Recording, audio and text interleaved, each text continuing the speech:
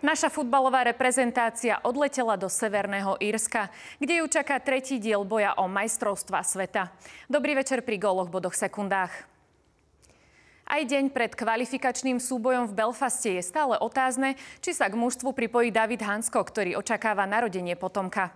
Tréner Francesco Calzona chce na obrancu Atletika Madrid čakať do poslednej možnej chvíle.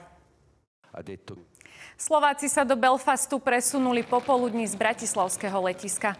Pred obedom absolvovali v Senci 420 kilometrov južnejšie zabojujú zajtra o body v kvalifikácii majstrovstiev Európy naši reprezentanti do 21 rokov. Výber Jaroslava Kentoša nastúpi v Corku proti domácemu Írsku. Zápas môžete sledovať na našom webe. Juraj Slavkovský vstúpil do svojej 4. sezóny v NHL herne solídnym, ale štatisticky nevydarený. V Severnom Írsku to bude pre našu futbalovú reprezentáciu v boji o svetový šampionát jeden z kľúčových zápasov. V Belfaste zaznamenali naši v minulosti už dve mimoriadne dôležité víťazstvá.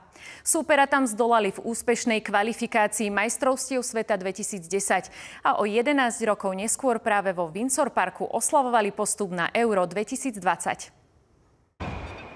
Levickí basketbalisti majú za sebou neúspešnú premiéru v Lige majstrov. Maďarský Solnok v prvom dueli skupinovej časti Patriotov na palubovke v Miškovci zdolal jasne o 30 bodov, 84-54. Stolnotenisové reprezentácie sa pripravujú na majstrovstva Európy družstiev, ktoré odštartujú v nedeľu v Chorvátsku. Ženský tím obhajuje štvrťfinále z roku 2023. Jeho líderka Barbora Varádiová pred podujatím rieši zdravotné otázniky. Monacký kvalifikant Valentin Vašero sa prebojoval do semifinále turnaja v Šanghaji. Tenista z 3. stovky svetového rebríčka vyradil už 4. nasadeného hráča. Po Bublikovi, Macháčovi, Chriksporovi zdolal vo štvrťfinále aj Dána Holgera Runeho.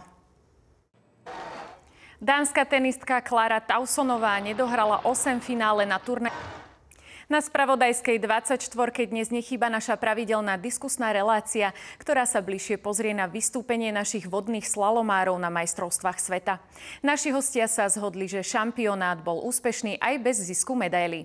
Michal Martikán ale upozornil na nedostatočné tréningové objemy, ale aj odbornú výbavu trénerov.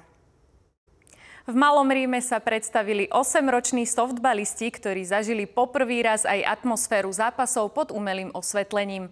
Domáce trnavské kluby Panthers a Angels doplnilo bratislavské Apollo.